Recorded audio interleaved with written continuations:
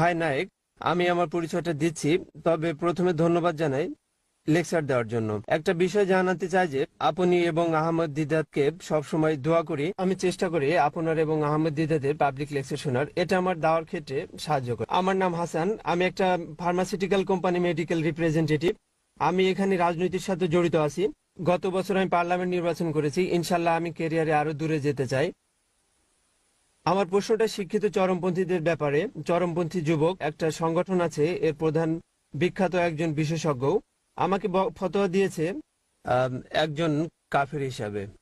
আর অন্য মুসলিম যারা রাজনীতির সাথে জড়িত তারাও কাফির। তারা কোরআনের আয়াত ব্যবহার করে, যাতে বলা হয়েছে যে কেউ আল্লাহর আইন ছাড়া অন্য আইন রচনা করে সে কাফির। তারা এই আয়াতগুলো ব্যবহার করে। তারা 9/11-কে উৎসাহিত করে। আপনার কাছে প্রশ্ন, ডক্টর নায়েক, এই চরমপন্থীদের কিভাবে শিক্ষা দিব যারা দাবি করে কোরআন এবং সুন্নাহ অনুসরণ করে? ভাই প্রশ্ন করলেন যে একটা সংগঠনের চরমপন্থীরা যারা তাকে কাফির বলছে, তারা বোমা হামলাকে উৎসাহিত করে, আত্মঘাতী বোমা হামলা 9/11, তাই কিভাবে এই চরমপন্থীদের বোঝাবেন আপনি? ভাই যদি মুসলিম চরমপন্থীর কথা বলেন, তাহলে আমি নিজেকে মুসলিম চরমপন্থী বলি। আমি চরমভাবে দয়ালু, আমি চরমভাবে সৎ, চরমভাবে ন্যায়পরায়ণ, চরমভাবে ক্ষমাশীল। চরমভাবে দয়ালু হলে সমস্যা কোথায়? কোরআন বলছে চরম সৎ হতে, আংশিক হতে পারবো না আমি, তাই আমি চরমপন্থী মুসলিম। আমরা সে লেভেল মানবো না যা পশ্চিমা মিডিয়া দিয়েছে। যখন তারা জিজ্ঞেস করে, হ্যাঁ বলি আমি চরমপন্থী, চরমভাবে সৎ, চরমভাবে দয়ালু, চরম ন্যায়পরায়ণ, চরম দয়াশীল, চরম ক্ষমাশীল। সমস্যা কোথায়? আর কোন মুসলিমই বলতে পারবে না যে চরমভাবে সৎ হওয়া ভুল। অন্যরা আংশিকভাবে সৎ, আংশিক ন্যায়পরায়ণ, তাই আমাদের চরমপন্থী হতে হবে।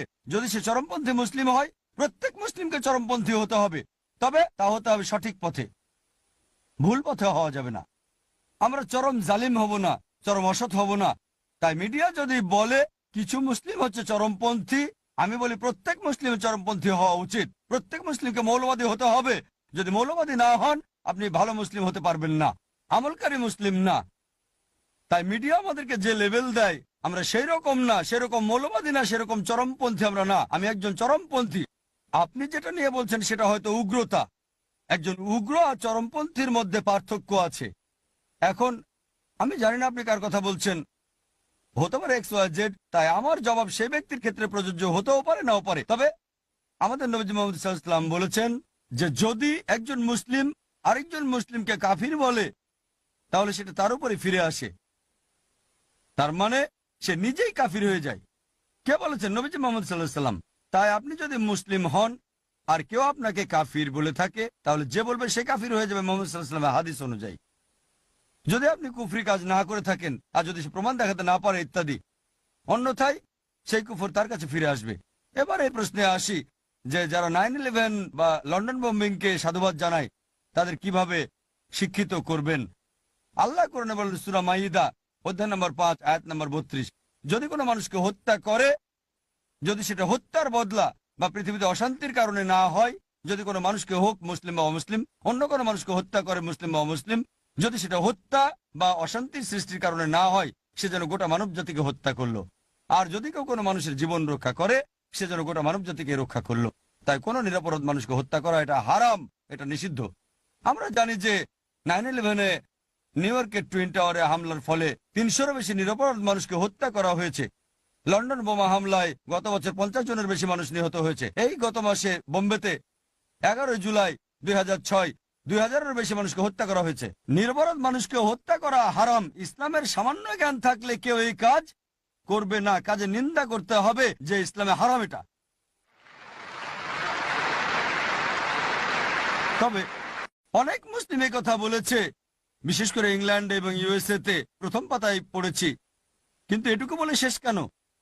সেটারও নিন্দা করতে হবে যে হাজার হাজার মানুষকে আফগানিস্তানে হত্যা করা হচ্ছে, হাজার হাজার মানুষকে ইরাকে হত্যা করা হচ্ছে, হাজার হাজার লোকদের হত্যা করা হচ্ছে বসনিয়ায়, গুজরাটে। এগুলো আমরা বলি না কেন? যখন কাউকে আমেরিকায় জিজ্ঞেস করি যে এগুলো বলছেন না কেন, ভাই জাকির অবস্থাটা এমন যে এর বেশি বলতে পারি না। অবস্থাটা কি? কাকে ভয় পাচ্ছেন?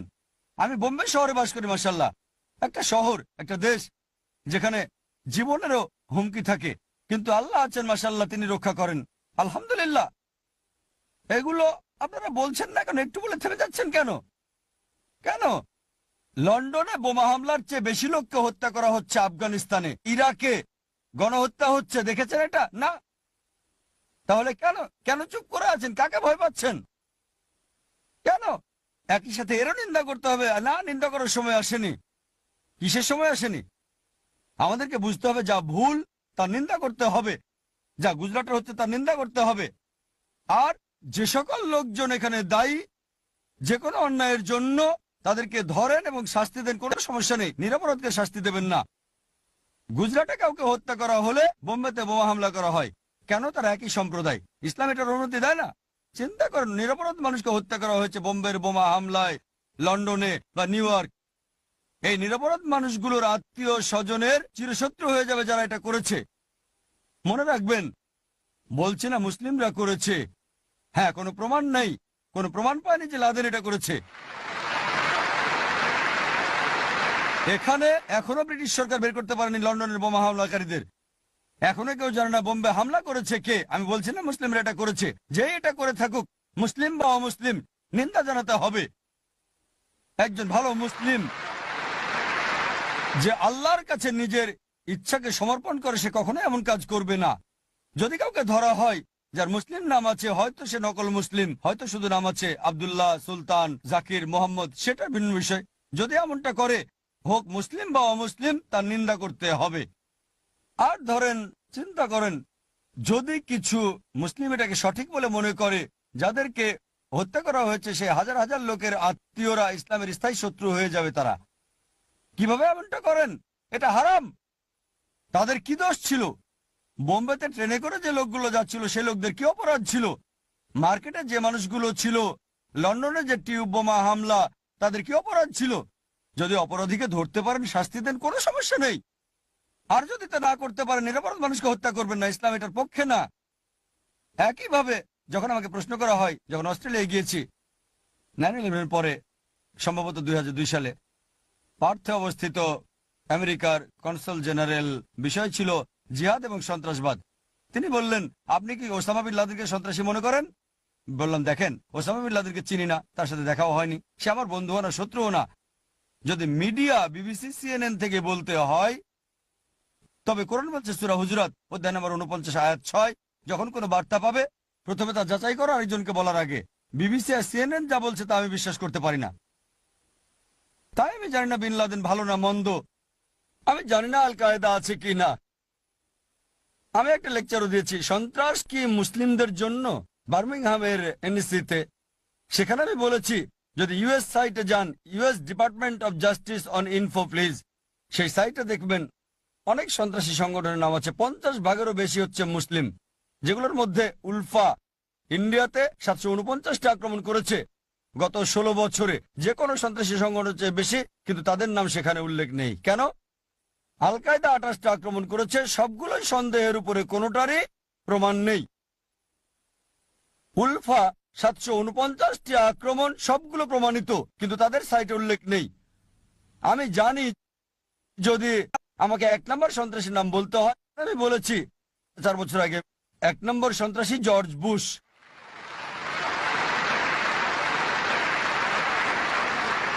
আমরা জানি আফগানিস্তানে হাজার হাজার লোককে হত্যা করেছে, ইরাকে হাজার হাজার লোককে হত্যা করেছে, আমরা জানি। আর সেই সময় এটা অস্ট্রেলিয়ার পত্রিকার হেডলাইনে এসেছিল, ডক্টর জাকির নায়েক নিজেকে মৌলবাদী বলেছে আর বলেছে জর্জ বুশ 1 নম্বর সন্ত্রাসী, শিরোনাম হয়েছে।